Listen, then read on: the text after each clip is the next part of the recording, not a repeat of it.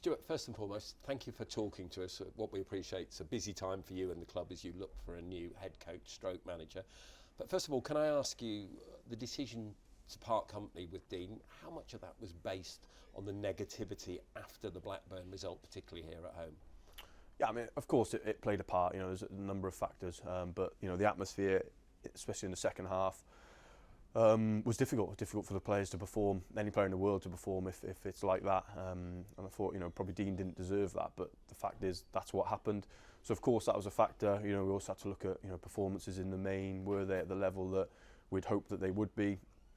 As always, there's mitigating factors for that. When you get relegated, it's difficult sometimes to turn the mentality around. You get used to losing, so you've got to try and get used to winning again. That's easier said than done, however strong you think your squad is. But ultimately, when we approached the halfway point in the season, we felt that we had to make a change. And subsequently, the performance again at Luton, the fan reaction at Luton, again, let's not ignore it. It was there and certainly played a part as we came into two important home games with Reading on Friday and obviously Watford today.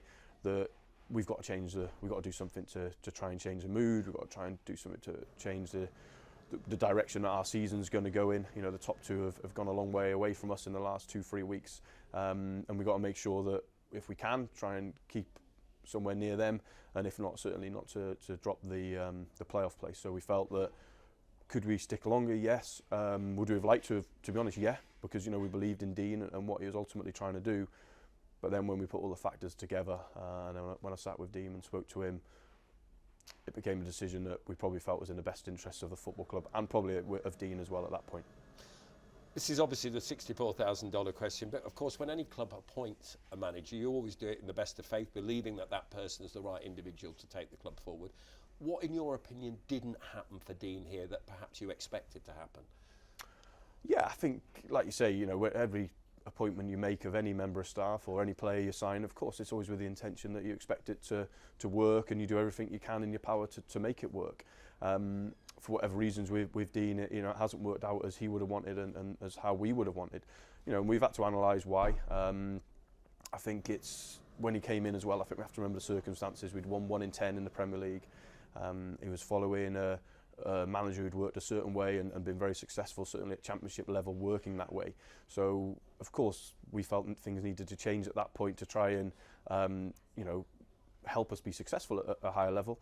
That didn't happen, and I think since then we've probably been searching for what is it that we want to be, what is it that we want to try and become, and I think ultimately we couldn't find that under Dean, and we've got to press a reset button now before it's too late and see, right, let's get back to having a real clear idea of what we want to do, supporting the head coach and trying to achieve that, and everyone together at the football club, supporters, players, staff, board members, everyone sticking together and remembering that we're not in exactly a crisis position. There's lots of clubs who would have swapped places with what we've done the last 3-4 years, but let's make sure we get back on track and where we want to get to.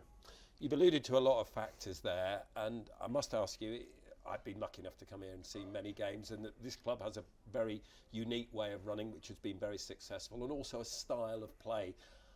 Does the new head coach stroke manager that comes in have to adopt those two criteria right from the word go? Yeah, I think key factors we look at we need to look at is, what is your idea of football? And it has to be his idea. So it has to be an idea where it fits our model, but ultimately it's his way of working, because I'm a strong believer if you get somebody who works completely different and you sit in interviews and ask them, will you do this? And they say, yeah, of course I'll do that. When it comes to the crunch moments and the pressure moments, they'll ultimately resort to type. So we need it to be not only our beliefs, it has to be his strong beliefs as well. So it's, we're very clear on that criteria of what that person needs to look like, and they need to have demonstrated that previously, so we know that that is his belief, not just easy loose words. And then it's got to be someone who can galvanise the fan base as well. I've learnt that myself around this football club. I've been here coming up to 6 years now.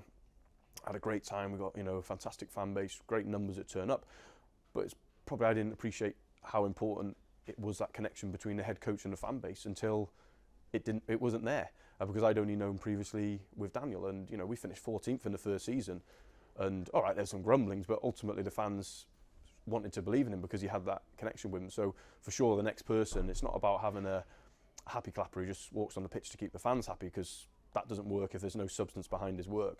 But it's got we as a football club have to be aware of that. That's an important factor for us, that someone really understands the community, the fan base, because for this club it's a little bit unique like that, I think.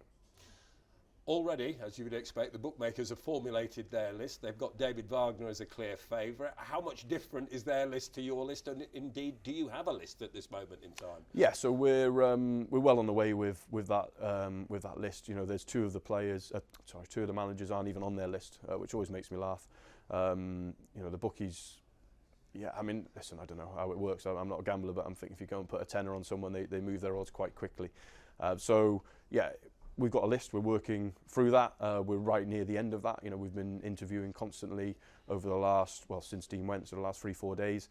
And I really hope that we'll be in a position before our next game against Blackburn in the FA Cup on Sunday that, we'll be introducing a new man in the dugout for that game. So potentially the next 48 hours we could see an official announcement from the club?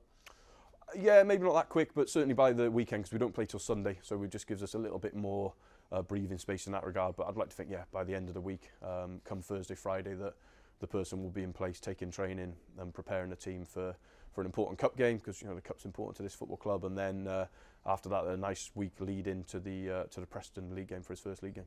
And just very finally, you've got a big game here today against Watford. How good a bounce would it give the new person coming in, whoever they may be, if you could take 3 points at home today?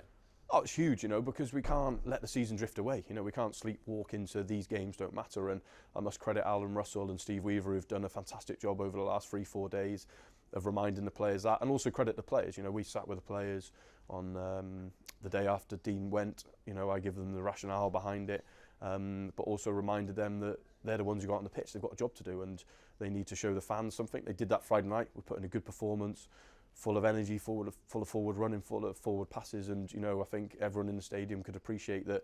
The lads left everything out there, and nothing less will be good enough today. And as I reminded them, the new manager, wherever he is, will be sat watching this game. Whether he's here in the stadium, whether he's at home on his sofa with a box of Quality Streets, he'll be watching this game. And you know what it's like when a new manager comes in, everyone's on trial, whether you're a player, staff member. So let's show. And also, I'm really hopeful that the fans, like they did the other night, show the new manager this place can be special when everyone's going in the same direction.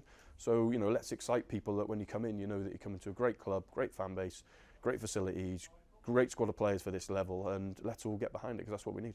Stuart, we wish you well, and we thank you again for taking the time and being so transparent. Thank you. My pleasure. Thank you.